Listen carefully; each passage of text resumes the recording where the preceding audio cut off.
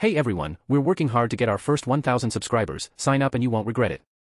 If you've never watched your marriage crack in real time, I don't recommend starting with a shaky iPhone clip filmed under neon bar lights. It was a Thursday, one of those mandatory fun work things Sienna's company loved. A rooftop venue downtown. Catered sliders, an open bar, a DJ who thought every problem could be solved with throwback R&B. She'd asked me to come, but my day ran long and I told her I'd meet her later. That was my first mistake. By the time I got there, the party had shifted into its second mood. Jackets off. Ties loosened. People laughing too loud because the alcohol had given them permission. I scanned the crowd, found Sienna's coworkers in a cluster, and waved. Nobody waved back. They weren't rude. They looked guilty. Like they'd been caught holding something sharp. A woman I recognized from our holiday card, Janine, someone from HR, walked toward me with a tight smile. She said Sienna had stepped out for air. I nodded like that was normal. But my stomach had already started doing that slow, sinking thing it does when the truth arrives before your brain is ready to name it. I walked to the balcony edge, weaving through people. I saw the skyline, the string lights, the bar line, the DJ's laptop. And then I saw Tyler. That was his name, later.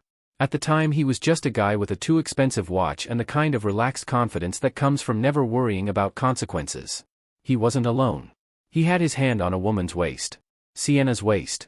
It wasn't a friendly touch. It wasn't a "we're laughing" touch. It was ownership. Familiarity. Fingers resting like they belonged there. I stood behind a potted palm and stared like my eyes could force the scene to become something else. I wanted to believe I was misunderstanding the angle. That my wife was leaning in because the music was loud. But then she tilted her head up, and he leaned down. There are a lot of ways people imagine catching betrayal. Slamming doors. A dramatic confrontation. A thrown drink. In reality, my body went cold and quiet. Like it was saving energy for survival. I didn't march up to them. I didn't make a scene. I watched. I watched my wife smile in a way I hadn't seen in a long time, light, effortless, like she didn't have to carry anything heavy inside her. Then someone bumped my shoulder and apologized, and I realized I'd been standing there long enough that my stillness looked weird. So I moved. I walked past the dance floor. Past the bar. Past the photo booth where people were taking fake fun pictures with plastic props. I found the hallway to the restrooms and stood in it like a man waiting for a verdict. That's where my phone buzzed. A text from Sienna, "Where are you?" I stared at it until the words felt unreal. My thumbs hovered over the screen. I could have replied with the truth. I could have said, "I'm watching you. I'm watching you with him." Instead, I typed, "Getting some air." She replied fast. "Come back." That was the strange part. She wanted me close. Like the version of reality she was living required me as a prop. I didn't go back. I left.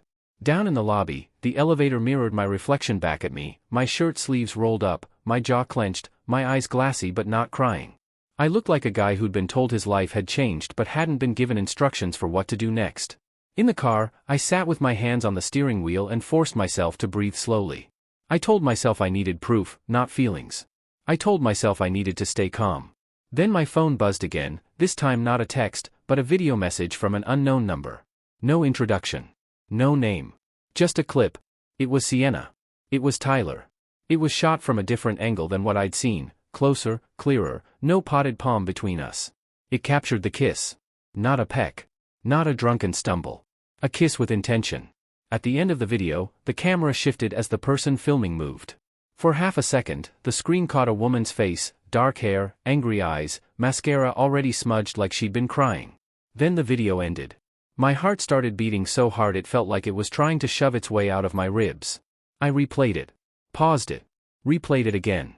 I stared at the frame with the woman's face until it burned into my memory. And underneath the video, a message appeared. "I'm his wife. I'm sorry. I didn't know how else to tell you. He's done this before." I didn't respond right away. Not because I didn't want to, but because I didn't know what kind of man I was going to be on the other side of that message. I drove home, walked into our house, and stood in the kitchen like a stranger. Our anniversary calendar was on the fridge. 2 weeks away. A red circle around the date because Sienna had insisted we do something special this year. I looked at that circle and felt something inside me sharpen. The garage door opened an hour later. Sienna came in, heels in hand, smiling too hard. She leaned in to kiss my cheek. I turned my head slightly so her lips brushed air. Her smile faltered, just a fraction. And that's when I knew, before I said a word, that she had no idea what I'd seen. Not yet. I went upstairs, closed the bedroom door, and pulled up the paused frame of the video again. The woman's face. The angry eyes. Tyler's wife. Marisol. I typed a message to the number that sent the clip. I'm home. I saw it. We need to talk. My phone showed delivered. Then it buzzed again, this time with a new message that made my blood turn to ice. Be careful. He knows you were at the party. And he knows I sent it. The next morning, Sienna moved through the house like everything was normal.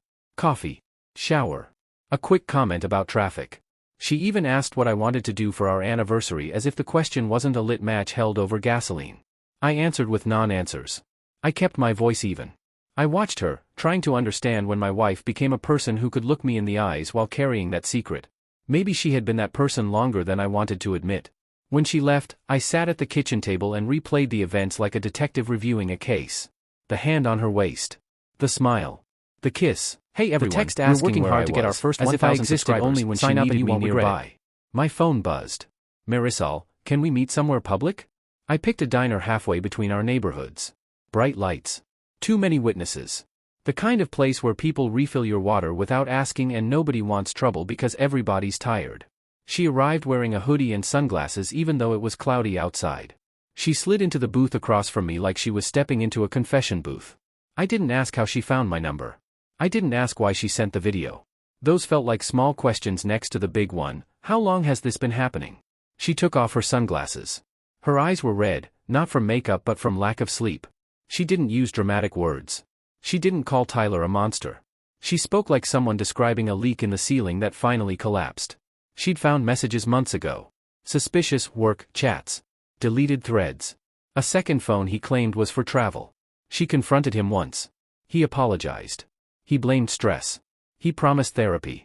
Then the pattern started again, cleaner this time. Smarter. The night of the party, she showed up late, something in her gut told her to. She saw them. She filmed because she knew nobody would believe her without proof. Then she did something she'd never done before, she reached out to the other person getting hurt. To me. I asked if she knew Sienna. Marisol shook her head. Said she'd never met her before the party. Said Tyler was the type of man who treated people like apps, download, use, delete. I wanted to tell her my wife wasn't that kind of person. I wanted to defend Sienna out of habit, out of history. But I couldn't defend what I'd seen. I told Marisol I hadn't confronted Sienna yet. Her gaze hardened, not in judgment, but in warning. She said Tyler was already spinning a story. She said he'd started acting like the victim the second she walked out of the party. She said he was making calls. That's when the waitress arrived, smiling, and asked if we wanted pie. We both said no at the exact same time, and the synchronicity felt grim. When the waitress left, Marisol slid her phone across the table. On the screen was an email thread. A string of messages. Not romantic. Not explicit. Corporate. But the subtext was obvious: promises, favors, the kind of leverage you hide under polite language. Tyler was a senior manager at Sienna's company. Not the CEO. Not untouchable. But high enough that people laughed at his jokes even when they weren't funny. And my wife worked there too. That fact landed like a heavy object in my chest. I'd known she had coworkers. I'd known she went to happy hours. But I hadn't known the power imbalance. I hadn't known she was playing in a room where someone like Tyler could pull strings. Does he have access to her job? I asked. Marisol hesitated. Then she nodded. I stared at the table, suddenly understanding why Sienna had been more distant lately. Why she came home exhausted in a way that didn't match her workload. Why she'd been obsessed with me attending that party. It wasn't romance. It was optics. The betrayal wasn't just that she kissed him. It was that she was willing to stage her marriage as cover. Marisol said something else then, something that didn't fully register until later. She said Tyler had a habit of collecting collateral. That he liked having something on everyone. That he told her once, laughing, that it made life easier when people couldn't say no. I asked what kind of collateral. She didn't answer directly. She just tapped her phone again and showed me a folder, screenshots, emails, a few audio files. Evidence. Enough to ruin careers. Enough to ruin lives. I swallowed hard and asked what she wanted from me. Marisol's hands shook slightly as she wrapped them around her mug. She said she wanted the truth out, but she didn't want to be the only one holding the grenade. She said if Tyler sensed she was alone, he'd crush her. But if someone else had proof too, someone else willing to stand up, then Tyler would have to think twice. Then she looked at me and said, quietly, that Sienna wasn't the first. There were other women. Maybe even other men. Tyler didn't care. He cared about winning. I thought about the video again, the angle, the steadiness, the way it captured everything. That wasn't just a wife catching her husband cheating. That was someone documenting a system. In the parking lot after we left the diner, Marisol didn't hug me. She didn't even shake my hand. She just said she'd send copies of everything, and she told me to store it somewhere Sienna couldn't access. I drove home with my mind split in two, one part furious at Sienna, the other part terrified of what I was stepping into. That evening, Sienna came home early, cheerful, and suggested we go out for dinner, just because. I watched her set her purse down. I watched her move around the kitchen, humming. She looked like my wife. But my wife had kissed another man and walked through the front door like nothing happened. I decided then I wouldn't confront her with anger. Not yet. Anger would warn her. I needed clarity first. I needed the full shape of the truth. So I did something I'd never done in our marriage. When she went upstairs to shower, I opened her laptop. I wasn't proud of it. But pride felt like a luxury I'd already lost. I found her email. I searched Tyler's name. Nothing. Then I searched a word Marisol had used without explaining, collateral. And my heart dropped when a folder appeared, hidden behind an innocent label. Inside were files that didn't belong in my wife's computer. Documents. Photos. Names. Not love letters. Leverage. And at the top of the folder, a single file with a date, our anniversary date. Scheduled. Planned. Prepared. I clicked it. And the first line of text made my hands go numb. I didn't sleep that night. Not because I was pacing, but because I was stuck, frozen between who I thought Sienna was and what her laptop told me she'd become. The file dated for our anniversary wasn't a romantic plan. It was a checklist. A list of people. A list of steps. And my name was on it. Not as her husband. As a risk. That was the moment the betrayal shifted. Cheating hurts like a knife. This felt like discovering the knife had been sharpened on purpose.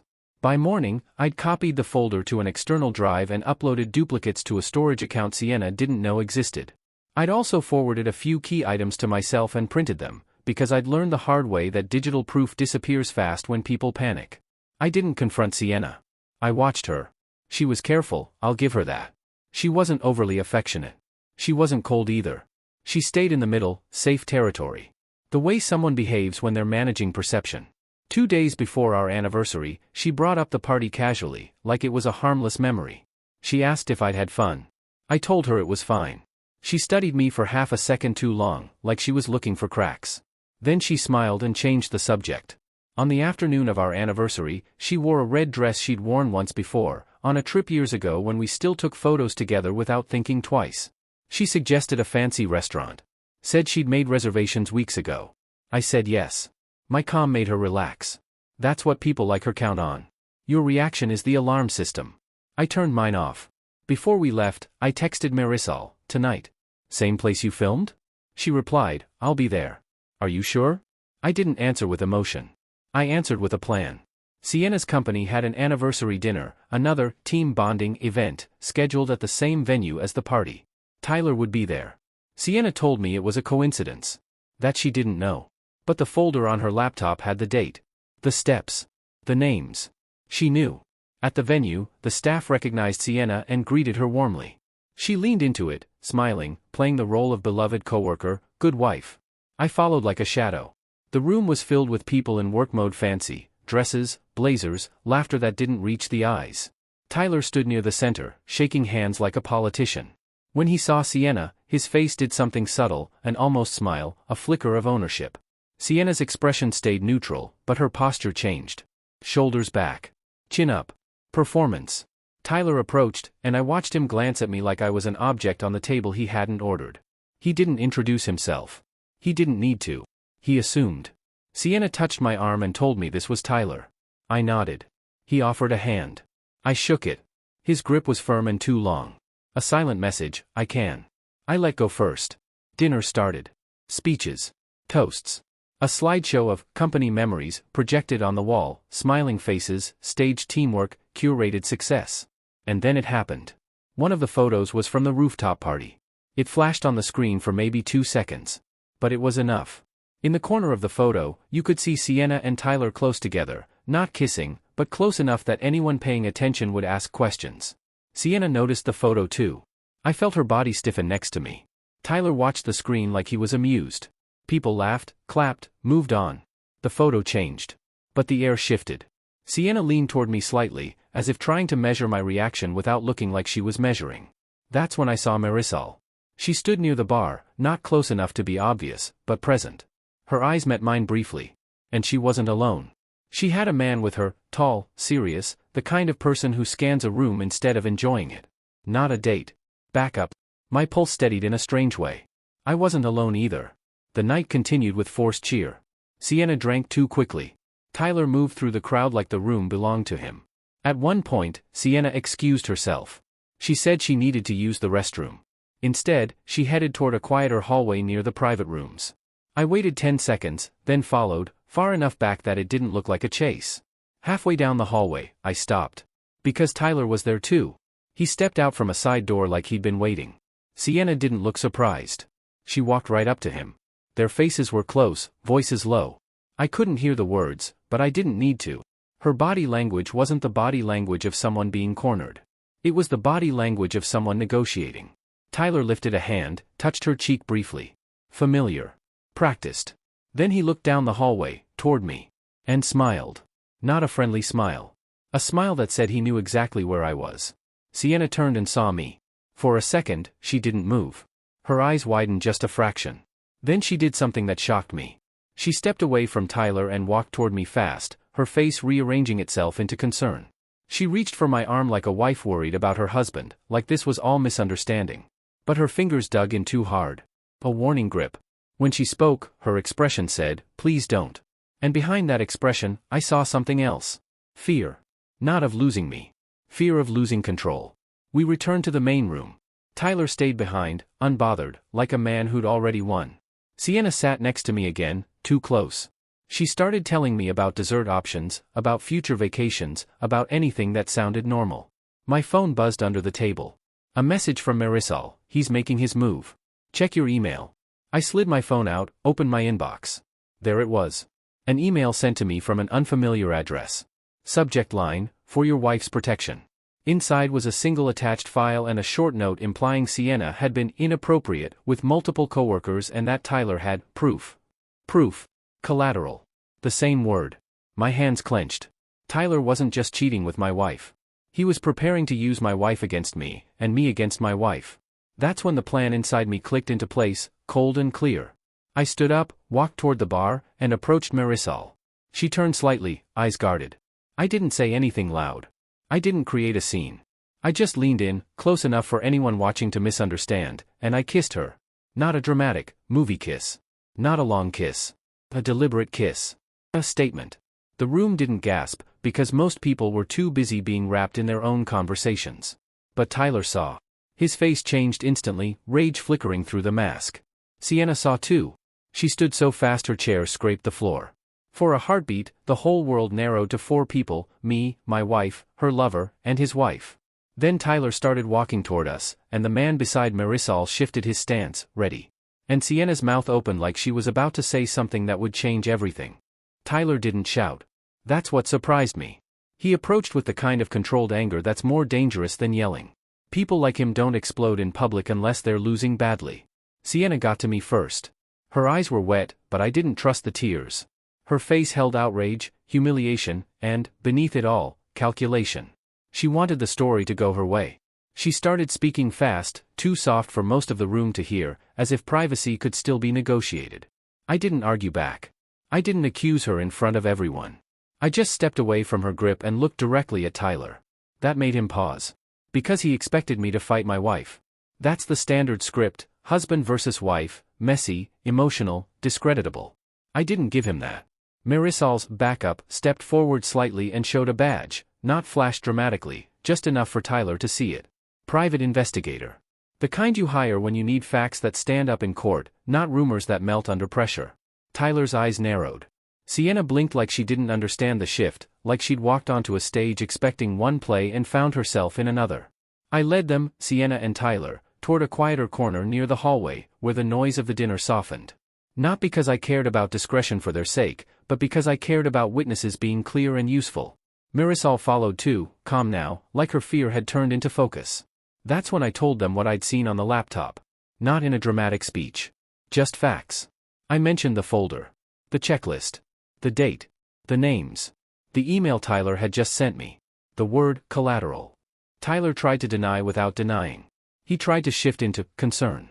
He implied he was protecting Sienna from herself, like he was some kind of savior. But Marisol didn't let him control the tone. She pulled out her phone and played an audio clip, not a romantic recording, not anything salacious, but Tyler's voice speaking about leverage.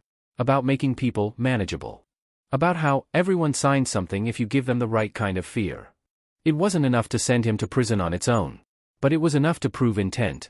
Sienna's face went pale in a way I can't forget. She turned toward Tyler like she wanted to blame him for everything. Like she wanted to rewrite herself into a victim the moment the room stopped being safe. And here's the truth I'd been avoiding. Sienna wasn't innocent.